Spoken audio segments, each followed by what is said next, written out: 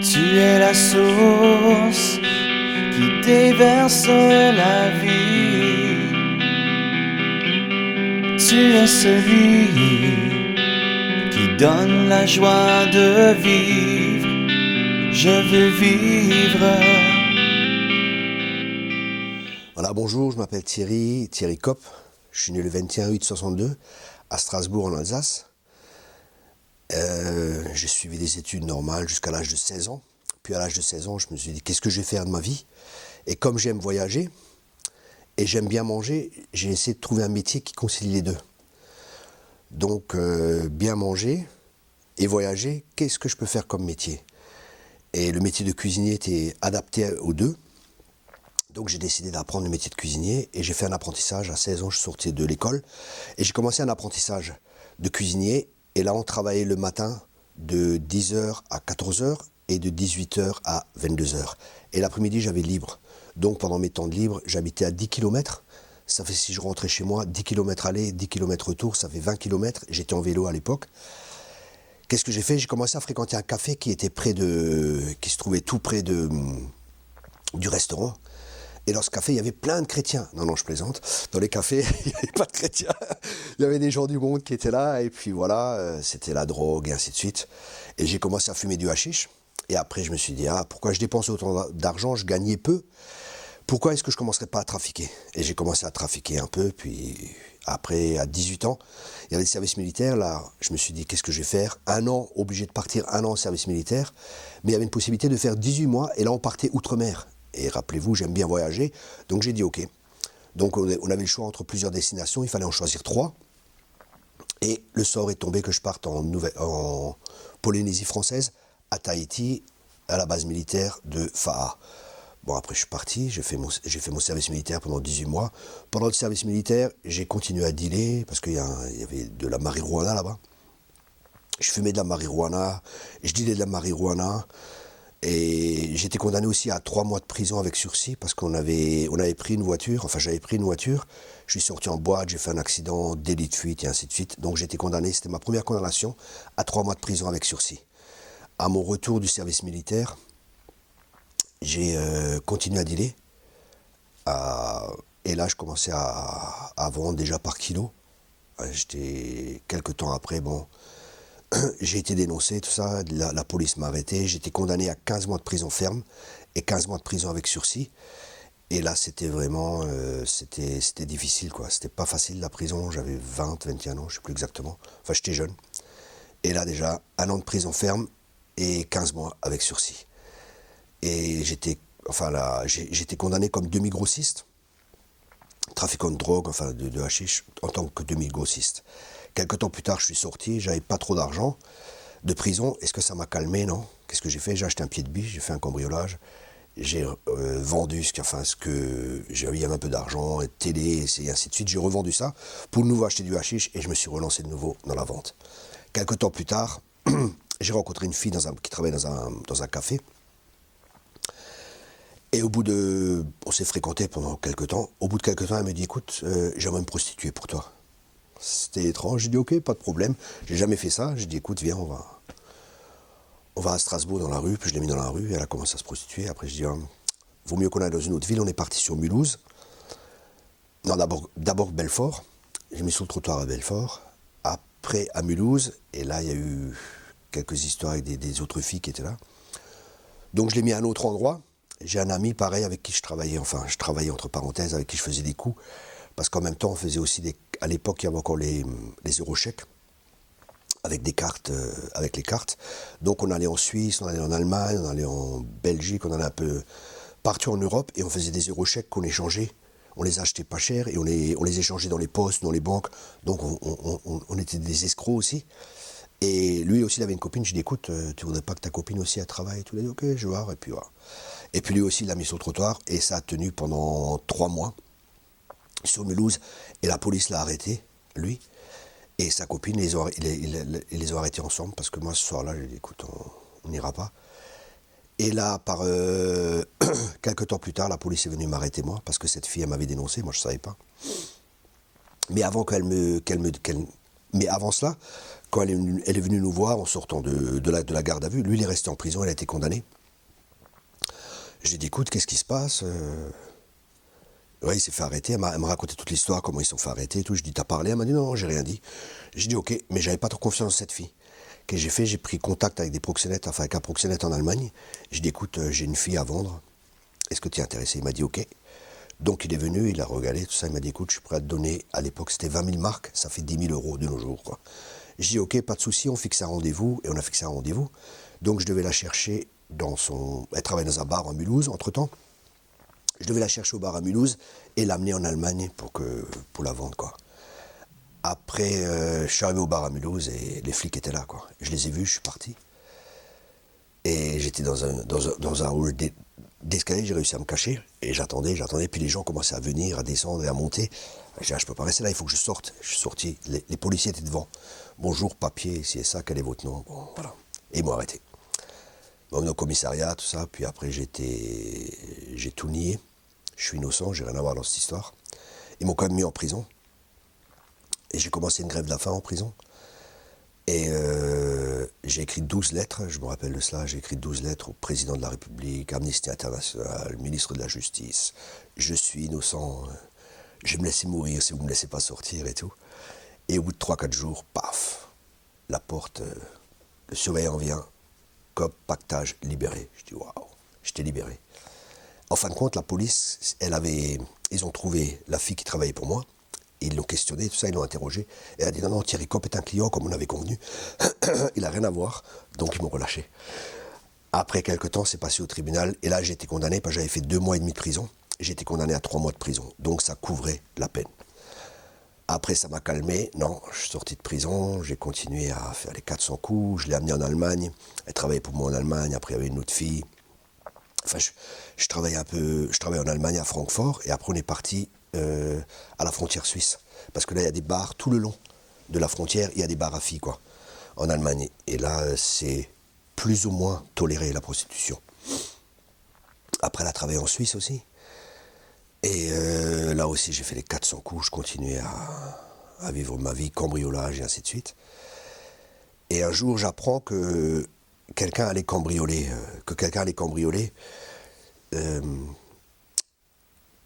Ça s'appelle Spielhalle en allemand. Traduire ça, c'est hall de jeu. Et il y a plein de machines à sous dedans. C'est comme c'est un genre de casino, mais en plus petit. Il me dit, oui, tu veux venir avec, on va cambrioler ça. Et je dis, non, ça m'intéresse pas. Mais en fin de compte, moi, je l'ai attendu qu'il sorte avec un ami, et on lui a tout piqué, quoi. On lui a piqué ce qu'il a volé, tous les caisses, tout ça. Et nous, on l'attendait dehors, et on lui a piqué. Je dis, un voleur qui se fait voler, il va pas porter plainte. Mais le problème, c'est qu'il s'est fait arrêter quelques temps après. Et quelques temps après, quand il s'est fait arrêter, il m'a dénoncé. Il a dit, oui, mais Thierry Kopp m'a volé. Alors la police allemande, qu'est-ce qu'ils ont fait? Ils m'ont cherché, parce qu'entre-temps, j'ai oublié, entre-temps, j'avais fait des cambriolages en France. Et là, quelqu'un s'était fait arrêter, pareil, et il m'avait dénoncé. Il avait dit, oui, Thierry Kopp fait du trafic de drogue, Thierry Kopp fait ci, Thierry Kopp fait ça, il fait de l'escroquerie, il fait tout ça. Et le juge m'a condamné la justice française m'a condamné à 1 an par défaut. Mais comme j'étais pas là, mais il y avait un mandat d'Interpol. Parce qu'à partir d'1 an, Interpol peut nous chercher ici et ça. Et moi, j'étais en Allemagne tranquille. Et je savais que j'étais recherché. Il y a plein d'histoires encore en train, mais ça serait trop long. Et c'est pas l'objectif, je pense, de raconter tout cela. Et après cela, la police allemande est venue m'arrêter parce qu'il m'a dénoncé. Enfin, il a dit que c'était moi qui l'avais volé. La police ne le croyait pas. Elle a dit, écoutez, on ne croit pas, mais en même temps, nous, on a cherché. Et puis, vous êtes recherché par Interpol, donc on va vous livrer à la justice française. Alors, j'ai fait 1 mois de prison après en Allemagne, le temps que tous les papiers soient prêts et tout ça. On mange très mal en prison en Allemagne. En prison en France, c'est mieux. C'était terrible. Après 1 mois, ils m'ont extradé en France. Et en France, là, ils m'ont condamné. Enfin, je suis allé en prison. Et là, j'ai fait appel sur les 1 an. Et là, ils m'ont condamné à 10 mois de prison. Ils ont descendu la peine de 2 mois. Mais en même temps, j'avais 15 mois de sursis. Donc, la juge, elle a dit, bon, écoutez, on va vous faire tomber de sursis. J'ai fait appel aussi. Elle m'a dit, voilà, je vous fais pas une fleur, c'est un bouquet de fleurs que je vous fais, mais je ne veux plus jamais vous voir. Promis, juré, madame, vous ne me verrez plus. Ok, ça c'était un peu les histoires en prison 3 fois. Après ça, bon, ça m'a pas calmé, hein. Je continuais dans le milieu. Je travaillais dans les casinos en Allemagne. Les femmes, à un moment, je suis parti au Maroc aussi pour chercher des femmes au Maroc, pour qu'elles travaillent en Allemagne dans les bars, tout ça. Puis entre-temps, j'ai dit, il faut que je commence à travailler pour pouvoir blanchir un peu l'argent, tout ça. Donc j'ai travaillé comme dans les assurances, enfin je travaillais comme assureur, j'ai fait une école de formation, tout ça, mais en même temps je continuais, des filles travaillaient pour moi en tant que proxénète. Et dans cette assurance, il y avait des chrétiens qui étaient là, et ils me parlaient de Jésus et tout, ils me donnaient des traités, j'arrivais pas à lire, je comprenais rien, j'étais vraiment aveuglé. Il y avait vraiment un voile, la Bible a dit que les inconvertis ils ont un voile sur eux, et vraiment, c'est vraiment vrai, je comprenais pas, ça passait pas. Puis il me parlait de Jésus, tout ça, et puis à mon retour, quand je suis parti chercher les filles au Maroc pour les ramener, à mon retour, je rencontre un chrétien, il me dit, mais viens, on t'invite chez nous et tout, café et tout, bon, j'arrive en short, tranquille, bois du café, on discute, et ci et ça. Le soir, il me disait, écoute, il y a une soirée de louange. La louange, c'est des chants, tout ça qu'il y a, et dans l'église, bon, je connaissais pas. Je dis, non, mais je peux pas aller à l'église comme ça, je peux pas me présenter devant Dieu comme ça. Parce que quelque part, j'avais un respect de Dieu, mais je connaissais pas Dieu. Et je dis, ouais, je peux pas venir en short dans l'église et tout. Il me dit, mais Dieu, il n'est pas intéressé à l'extérieur, ce qui compte, c'est ton cœur. Et j'ai dit, ok, je viens avec. Bon, je me suis assis au fond de la salle, hein, comme c'est le cas la première fois qu'on vient dans une église. Et là, je regarde, je dis, waouh, les filles, elles sont pas mal ici.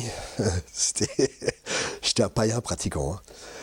Et à un moment, pendant qu'ils louaient Dieu, qu'ils chantaient des chants à Dieu, il y avait deux rangées comme ça, l'église était divisée en deux rangées de chaises, et entre, il y a une allée. Et d'un coup, au milieu de l'allée, je vois comme une boule transparente. Je sais pas vous expliquer, hein, je pensais le Saint-Esprit, mais je sais pas encore ce jour, je sais pas. Et je vois cette boule transparente, et ça vient vers moi à une vitesse. Et l'amour de Dieu m'a touché. Et là, je me suis mis à pleurer, mais comme un enfant. Et pendant au moins une demi-heure. Et les gens me disent, est-ce que tu vas accepter Jésus? Je dis, ok. J'accepte Jésus-Christ comme Sauveur et Seigneur. Est-ce que tu veux le baptême du Saint-Esprit? Je dis, ça, je sais pas ce que c'est. Allez-y doucement, essayez ça. Ok. Ça, c'était ma conversion radicale. Bon, après, il y avait un ami qui avait une cellule, et j'allais toujours dans cette cellule de prière ou tout ça. Et il me dit, tu veux le baptême du Saint-Esprit? J'ai dit, bah oui, tout le monde là, il m'a expliqué courtement. Je dis, ok, je veux ça, tout ce qui vient de Dieu, je le veux. Donc il a dit, reçois, il a soufflé sur moi, et il m'a donné un petit livre, Comment recevoir le baptême du Saint-Esprit de Reinhard Bonnke. Je dis, bon, je rentre chez moi à la maison, je lis ce livre, et je dis, waouh, Seigneur, je veux ça. Pendant 2 heures, je ne me lèverai pas jusqu'à ce que tu répondes à ma prière. Pendant 2 heures, j'ai prié, parce que je n'avais pas compris que c'était par la foi qu'on peut se l'approprier tout de suite. Et 2 heures après, paf, je crois qu'il était 11h30 ou quelque chose, je commence à parler en langue, et comme un gosse, je téléphone à tous les chrétiens, j'étais tellement heureux, j'étais baptisé et tout, à 11h30. Ouais, j'étais baptisé du Saint-Esprit, regarde qui là-bas la chaka. Et puis voilà. Et après quelques temps, j'avais l'impression que je devais faire une école biblique. Dieu a tout de suite mis un père spirituel à mes côtés. Et là, c'était vraiment important pour moi, parce que dès le début de ma conversion, il a passé 3 jours chez moi, il a dormi chez moi, tout ça, il m'avait aidé, il a fait de la peinture, tout ça. C'était vraiment un homme exceptionnel, il a vraiment plein de qualités. C'est vraiment un homme qui écoute Dieu, il a plein d'expériences, c'était vraiment... Tout de suite, j'ai été en contact avec le surnaturel. Et là, c'était vraiment intéressant. Le matin, je me lève, il est à genoux en train de prier. Je dis, qu'est-ce que tu fais? Il me dit, je prie. Je dis, mais...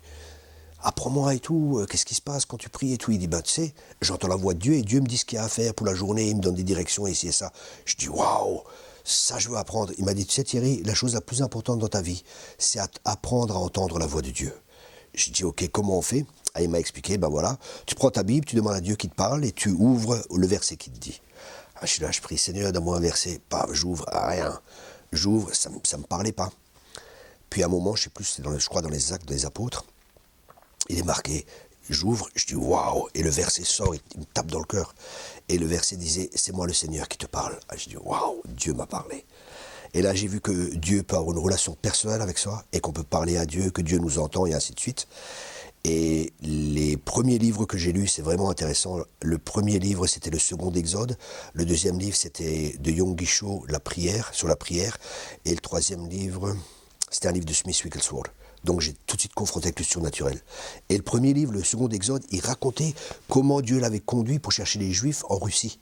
Comment Dieu lui parlait, c'est ça. Je dis, waouh, je veux ça. C'était les Actes des Apôtres de nos jours. Je dis, waouh, ça c'est la vie chrétienne, c'est ça que je veux, le reste ça ne m'intéresse pas. Et quelque part, j'étais des fois, j'avais beaucoup d'expériences surnaturelles. Je voyais les anges, je voyais dans l'esprit, je voyais les démons. Et pour moi, quelque part, c'était normal, parce que je connaissais rien d'autre. Et quand j'en parlais à d'autres chrétiens, des fois, ils faisaient des grands yeux, ils me prenaient pour un extraterrestre.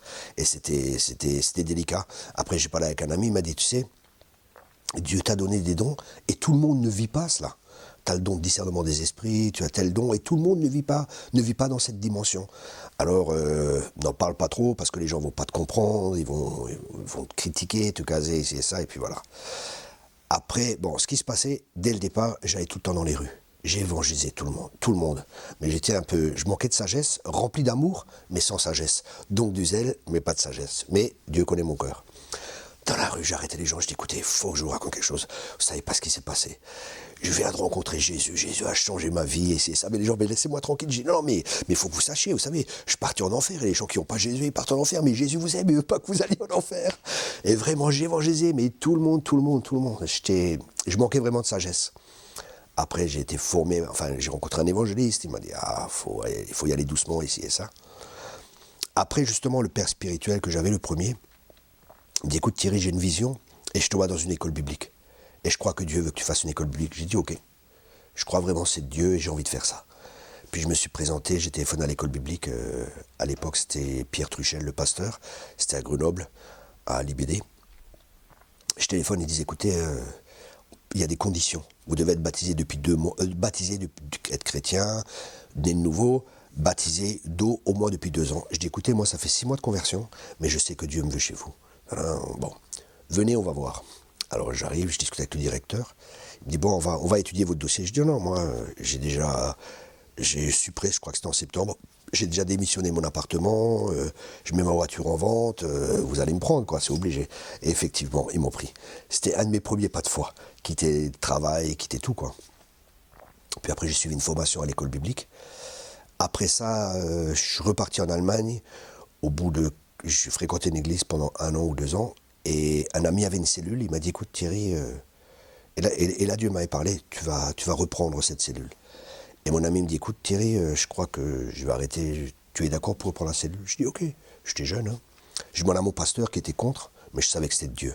Alors, je n'étais pas rebelle, hein, mais je préfère obéir à Dieu plutôt qu'aux hommes. Je savais vraiment que c'était une direction de Dieu. Donc j'ai dit, non, écoute, il faut que je prenne cette cellule, c'est vraiment, Dieu m'a parlé. Le leader de la cellule aussi, il a dit que c'est du Seigneur, tout ça, et il m'a béni. Il a dit, voilà, je te remets l'œuvre, et il m'a béni pour cette œuvre. Et on n'était pas nombreux, on était 8 ou 10, même pas, 8 ou 10 on était à peu près au départ. Et ça grandit très vite, au bout de 6 mois, on était 60 personnes. On vivait des choses très fortes, tout le monde allait dans la rue, 60 personnes dans l'église, tout le monde dans les rues, j'avais vraiment un appel fort d'évangéliste. Hein. Et on vivait beaucoup de choses. D'ailleurs, je me rappelle des anecdotes, à l'école biblique par exemple. Un jour, j'arrive en retard. Ils disent, ah mais vous étiez où? Comment ça se fait que vous êtes en retard? Je dis, mais excusez-moi, il y a juste une prostituée qui vient de se convertir et elle avait besoin de délivrance, donc on a pris encore pour elle et je suis un peu en retard. Et je me rappelle à Grenoble, j'ai une amie, hein, elle s'appelle Suzy, elle a un salon de coiffure. Alors, les clients étaient dans le salon de coiffure, moi j'allais toujours derrière. Elle avait une pièce derrière, et je priais, je disais, Seigneur, parle-moi, qu'est-ce qui se passe dans la vie des gens, ici et ça. Et Dieu me donnait des visions, il me donnait des paroles et tout ça. Je me rappelle, je peux vous raconter des anecdotes. Je me rappelle par exemple, un jour, je vois un toit, et il y a un trou dans le toit. Je dis, ça c'est quand même étrange. C'est la vision que Dieu m'avait donnée pour la personne qui était là. Puis je sors, je commence à discuter avec la personne, le client et tout. Je savais, il y a des gens, des fois, je commence à parler de maison, comme ça, et je dis, vous savez, il y a des gens, ils ont des trous dans leur toit de la maison. On regarde comme ça, le bonhomme. Je dis, pourquoi vous me regardez comme ça, étonné? Ma maison, elle a un trou dans le toit.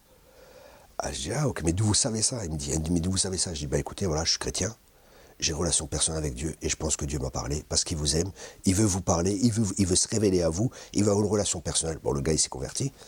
Je me rappelle une autre fois, il y avait un homme pareil, je reçois esprit de mort dans la pièce à côté, et j'arrive, et en fin de compte, cet homme, il avait un ami qui était mort noyé, et il portait toujours un collier que cet homme lui avait donné, son copain lui avait donné, justement avec un plongeur, ici et ça. Et là, pareil, on commence à discuter de l'esprit de mort, ici et ça, enfin, tout ça. Et cette personne, pareil, elle accepte le Seigneur, on prie pour elle, elle tombe par terre, bouge plus. C'était un esprit de mort, quoi. Le gars, il bougeait plus. On a chassé l'esprit de mort, et puis voilà, bon, la personne aussi s'est convertie. Et il y a eu plein d'expériences comme ça, où vraiment, Et ça, c'est vraiment, je pense que c'est ce que Dieu veut faire, et c'était il y a 20 ans. Hein. On ne parlait pas encore trop de ça, mais que le surnaturel soit naturel et que le surnaturel fasse partie de la vie du chrétien. Parce qu'on voit dans le monde, par exemple en France, il y a plus de gens qui sont à plein temps dans l'occultisme qu'il y a de prêtres et de pasteurs. Il y a plus de gens dans l'occultisme que de prêtres et de pasteurs. Qu'est-ce que ça signifie? Ça signifie que les gens du monde, ils ont faim. Et nous, on a la réponse. Ils ont faim de surnaturel. Et nous, on a un Dieu qui est surnaturel. Et on doit leur présenter ce Dieu tel qu'il est. Pas un Dieu qu'on s'est fait à notre image, mais Dieu comme il est réellement. Un Dieu vivant, un Dieu d'amour et un Dieu qui va agir, qui veut toucher les gens. Un Dieu surnaturel, mais qu'on fasse ça de manière naturelle. Qu'on soit des chrétiens normaux, des chrétiens naturels. Donc vous avez vu mon témoignage, vous avez vu mon parcours. J'étais en prison, j'étais vraiment un truand. J'ai été condamné 3 fois. Et ce que c'est être chrétien. Par exemple, pour ma part, j'étais baptisé protestant dans l'église protestante, j'ai fait ma confirmation, ma communion, je ne sais plus. Hein. J'allais à l'église jusqu'à l'âge de 14 ans, après, bon, j'y allais plus.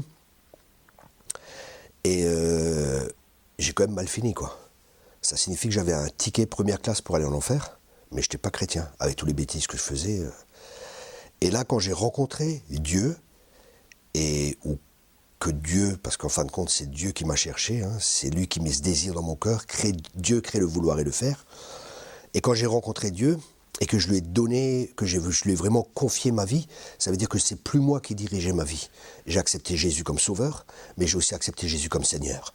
Et ça, je pense, c'est très important, justement, que être chrétien, c'est pas que Jésus soit juste le sauveur, mais que Jésus soit vraiment le Seigneur de notre vie. Ça veut dire que nous suivons, on lit la parole de Dieu, on médite la parole de Dieu, et ce que Dieu nous dit, parce qu'il est Seigneur, on lui obéit. On lui obéit pas parce qu'on a peur des sanctions, mais on lui obéit parce qu'on l'aime. Jésus l'a dit, celui qui m'aime, il m'obéit, il obéit à mes commandements.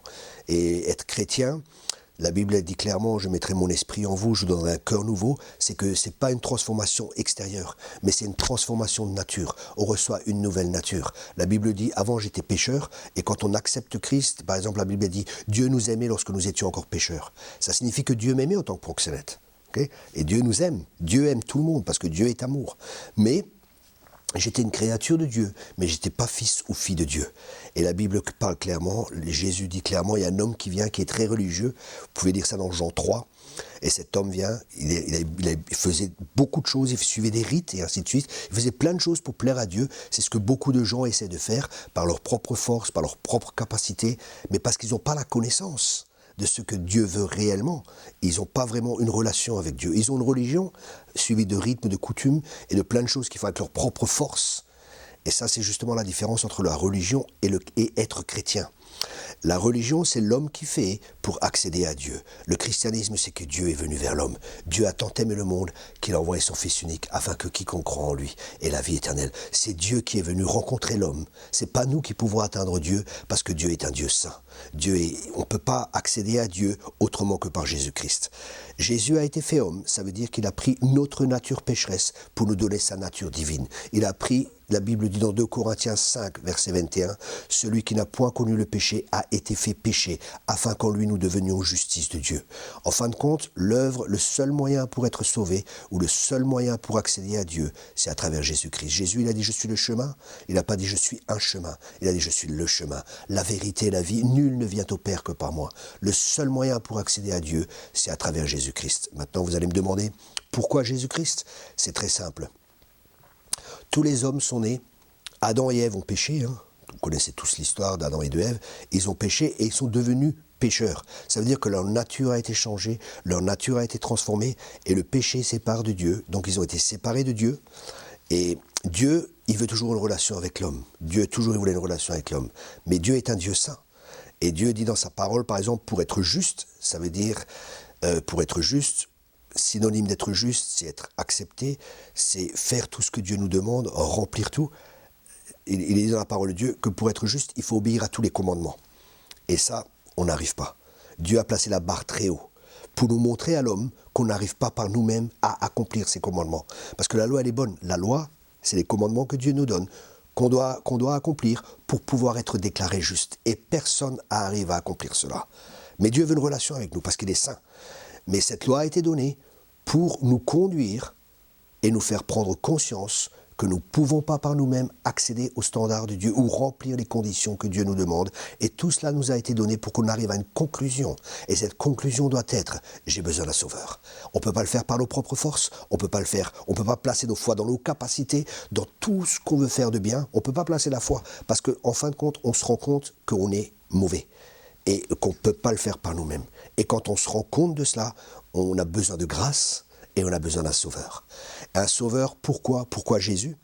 Jésus il s'est fait homme, il n'est pas né d'un homme, il n'est pas né de la semence d'Adam et de Ève, parce que c'est pour ça qu'il n'est pas né de la semence de Adam, parce que chaque semence, il y a un principe biblique ou une loi biblique qui dit que chaque semence reproduit selon son espèce. Et si Jésus était né d'un homme, il serait né pécheur. Parce que si je prends une semence de banane, ça ne va pas produire des pommes, ça va produire des bananes. La semence d'Adam, elle est pécheresse, il va produire des pécheurs. Donc Jésus n'est pas né d'une semence d'homme, mais il est né du Saint-Esprit. Marie, la Bible a dit clairement que Marie, Dieu a parlé, le Saint-Esprit est venu sur elle, et c'est à ce moment-là qu'elle a conçu. Elle a conçu par la parole de Dieu et par le Saint-Esprit, sans avoir connu Joseph. La Bible, elle est très claire, donc elle était vierge. C'est pour ça qu'on l'appelle aussi la Vierge Marie. Et ça, c'est très important. Ça signifie que Jésus n'est pas né d'une semence pécheresse, donc il n'est pas né pécheur. Mais maintenant, pour être juste, il faut accomplir toute la loi. Et c'est pour ça que Jésus, il dit, je ne suis pas venu pour abolir la loi, je suis venu pour accomplir la loi. Et toute sa vie, il a toujours obéi à tous les commandements. Il a obéi aux commandements que Dieu avait placés. Ça veut dire qu'il était juste. Okay? Jésus, vis-à-vis de Dieu, il est juste. Être juste, ça signifie aussi être parfait. Ça signifie aussi être parfaitement obéissant vis-à-vis de la loi. Donc Jésus, il est parfait et il est parfaitement obéissant vis-à-vis de la loi. Donc il peut être accepté par Dieu. Maintenant, quel rapport avec nous? Et justement, là, c'est le moment le plus important dans l'histoire de l'humanité, c'est l'histoire de la croix. À la croix, Jésus est devenu ce que nous étions pour que nous puissions devenir ce qu'il était. Ça veut dire que Jésus a été fait péché pour que nous devenions justes. Jésus a pris nos maladies pour nous donner la guérison. Jésus à la croix, il est dit qu'il était pauvre pour que nous soyons enrichis. Jésus a été séparé du Père pour que nous soyons réconciliés avec le Père. Ça, il a dit, Père, pourquoi m'as-tu abandonné? Il a été abandonné pour que nous puissions être acceptés. Là, il y a tout un échange qui a été fait à la croix, et c'est à nous, par le moyen de la foi et par la grâce. La grâce, c'est Dieu qui nous tend la main. Et la foi, c'est nous qui saisissons la main de Dieu, qui nous saisissons de la grâce. Tout simplement, la grâce, c'est tout ce qu'on ne mérite pas. Un jour, je priais, je disais, Seigneur, enseigne-moi sur la grâce. J'entendais beaucoup parler sur la grâce, mais je voulais que Dieu m'enseigne personnellement. Et je dis, Seigneur, qu'est-ce que c'est la grâce? Et Dieu m'a dit, la grâce, c'est quand je te donne tout ce que tu ne mérites pas. Et à ce moment-là, j'ai eu 2 révélations. La première révélation, c'est que Dieu me donne tout ce que je ne mérite pas. C'est ça la grâce. Et la deuxième révélation, c'est que je ne mérite rien. On ne mérite rien. Personne ne mérite rien.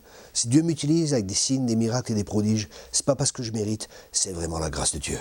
La grâce de Dieu, c'est aussi une définition peut-être, les capacités de Dieu qui sont mises gratuitement où nous avons accès à cela sans le mériter. Ce n'est pas parce que nous faisons des efforts, mais toutes les capacités de Dieu sont à notre disposition.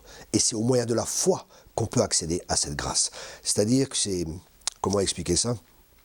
Simplement, c'est comme s'il y avait une banque et la porte s'appelle la grâce et on peut rentrer dans cette banque et tout ce qui est là est à nous.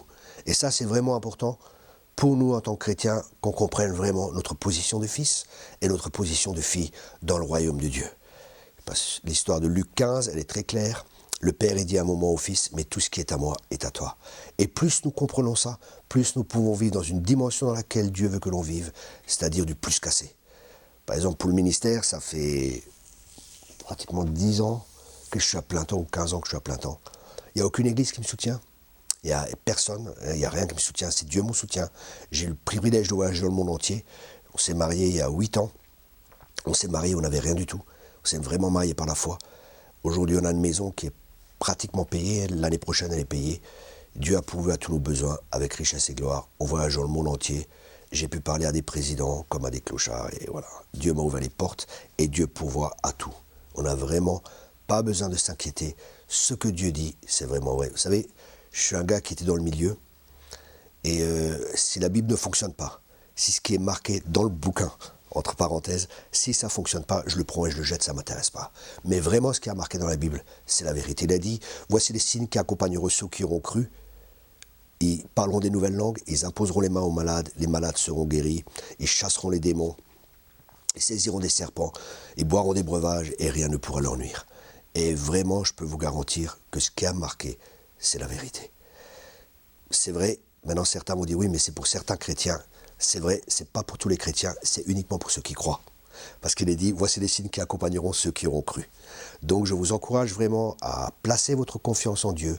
Dieu n'est pas un homme pour mentir, ce que Dieu dit, il a le pouvoir de l'accomplir. Et vraiment, Dieu est un Dieu fidèle, Dieu est un Dieu qui est rempli d'amour. C'est un Dieu d'amour, il veut vous aider, confiez-vous en lui et vous allez voir que la grâce de Dieu, elle est suffisante. Oh.